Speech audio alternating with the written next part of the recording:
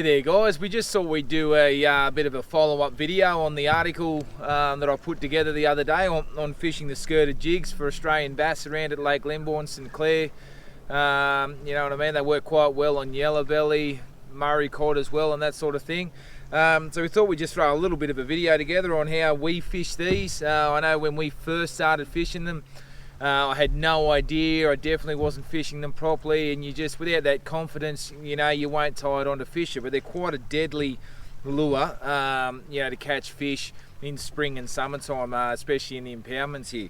So obviously we've got the Pro Factories jigs there. There's many different brands out there, and I'm sure they all work quite well. So we use the hybrid equipped jigs there. So they're a little bit of a different shape head there, just make it a little bit easier to come through the timber and the weed, and we don't lose anywhere near as many. Now I've usually got the kids in the boat with me, so it makes it, you know, a lot less expensive day out if I don't lose too many of these things. And then we've got the pulse crawl trailers there, the Berkeley pulse crawl trailers. So they're pretty easy to rig up. So that's one there unrigged. What you got to do, you just knock off the end of that there. You can pull that there off, and then you basically rig it up from there. So you go straight through the middle, come up through, make sure it's nice and straight. You want that when it sits on the bottom to sit up nice and straight and have the, you know, the little claws there flapping around as it's coming back down through the water. So make sure it's nice and straight. Comes out basically in the last rung of the sort of the rib there. Comes out through there, and then the technique's fairly simple, as I explained in the article there, but I thought we'll throw it together in a video. There's two different ways you can really do it, or there's probably more than two, but the two different ways that we do it is obviously you got to cast it out, you got to wait till it sinks down to the bottom. So depending on the depth of water you're fishing in, just make sure obviously you got the correct weight there. So right, so that's hit the bottom there now. So what I like to do is I just like to shake the rod and give it a couple of winds of the reel, one wind, depending on how steep the bank is there. The steeper the bank is, the less you want a movement. That jig of the rod would be enough if you've got a vertical bank, just to get it to move and drop down the face of the bank.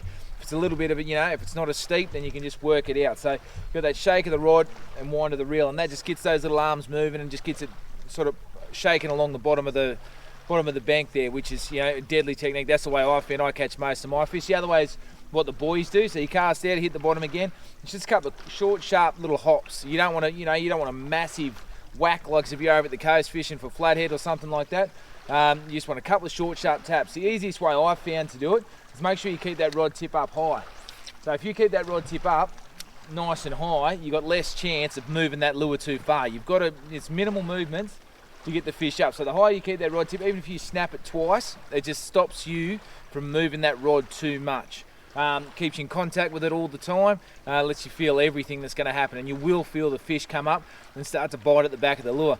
Now today there's been many a times we've had a few bites there, but you've got to sit, you've got to wait on it until they pick that up and you sort of feel the weight of the fish, or you feel like he's got it down in his mouth, and then you can really set the hook from there.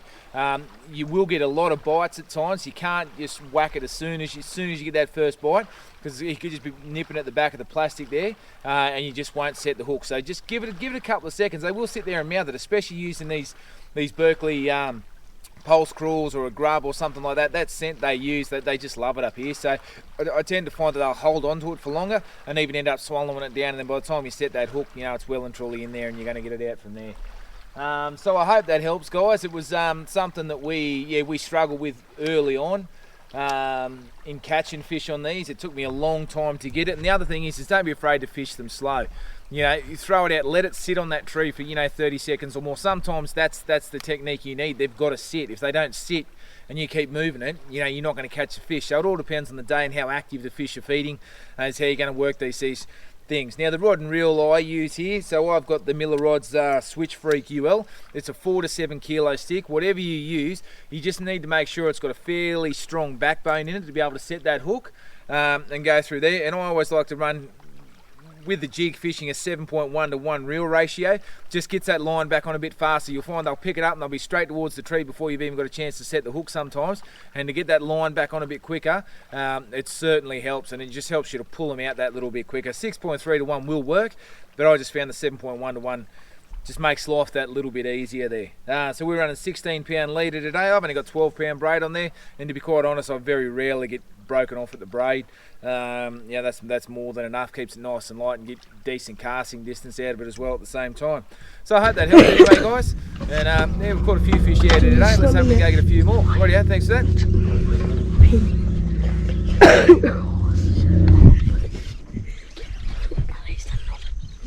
little. Oh, what's that? Little bass. Oh, you got him? I can't see him. You got him? There we go. At least we got one. There we go. At least he's the biggest for the day. Yeah. It's the only one for the day. At least he's the biggest. Up the way, Dylan. Oh, there we go, guys. First one for the day. On the jig there, just fishing this pretty steep bank here at the moment. Drops down to 9 metres here, between 7 and 9 metres, but it's basically a vertical drop straight down the bank there. So just casting it right up onto the bank there and slowly working it back. This fella's come along and decided he was hungry.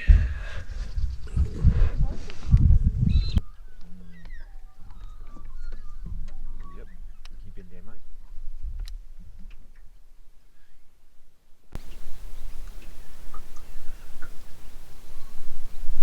Got it. Yeah, deal it.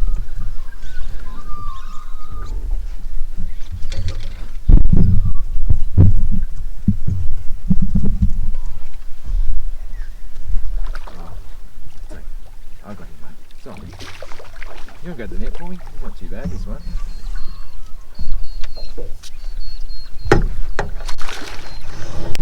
There we go.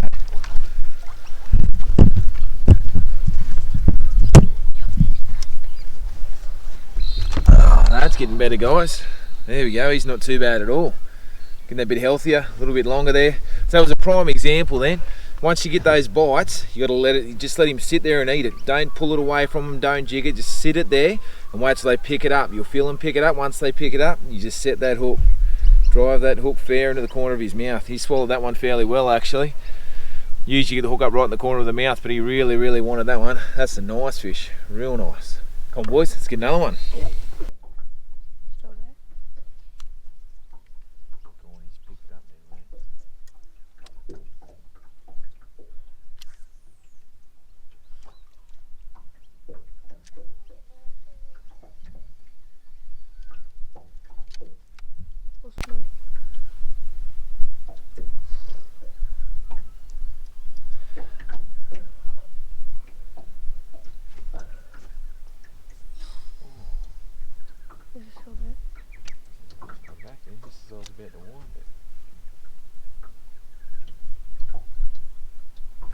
Got him.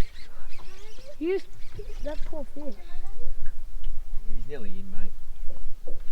That poor fish that you just snagged him. It's actually, that's alright. It's not a bad one. Oh, just look water in my face. It's long. There we go, guys. Another one there. Took a while to get him to come back. Took a couple of times before he come back. There we go. Jig in the corner of his mouth again.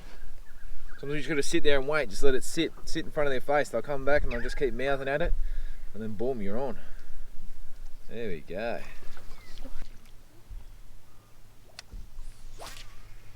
I reckon it's easier to do the hot dead. Yeah, well, that's right, it's easy. But I reckon the little jig is more effective. So I'm trying to do the little jig. Well, certainly.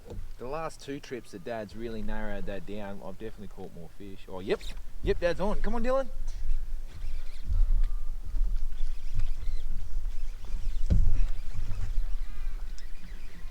Yeah, mate, keep the tension on him. Yeah, buddy. This is a good fish. Yeah, I know. Keep him on him. Good boy. What's up with this?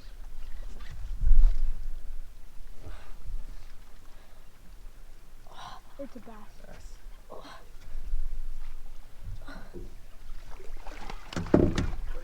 Good boy.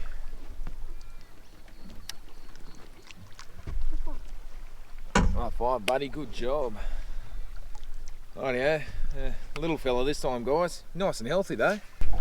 There we go. Oh, yeah.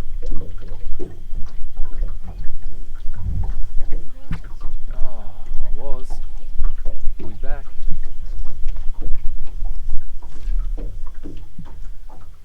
Yep, got him this time.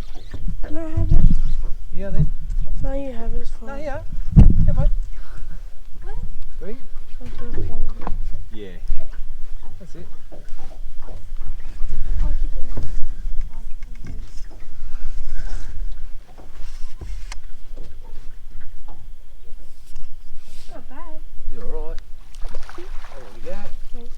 bad at all, mate.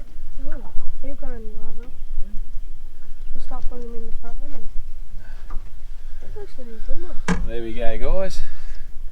Pretty chunky, not too bad at all. Getting healthier up here. Oh, love it. Love catching these guys. Hey guys, had a nice, fun day at Glenbawn. Some nice fish. Just got to release these guys.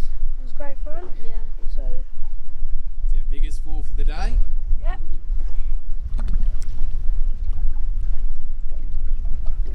See you, buddy.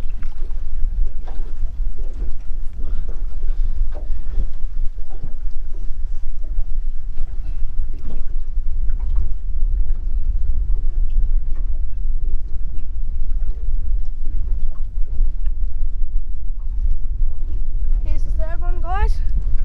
Nice one. Great fish to catch.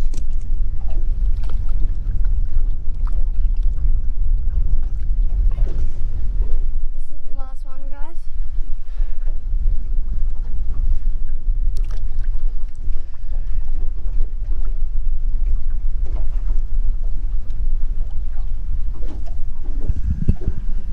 Alrighty, well, thanks for watching, guys. We hope this helped you out there and get a couple of tips out of it. Anyway, we'll catch you on the water next time. Like and subscribe.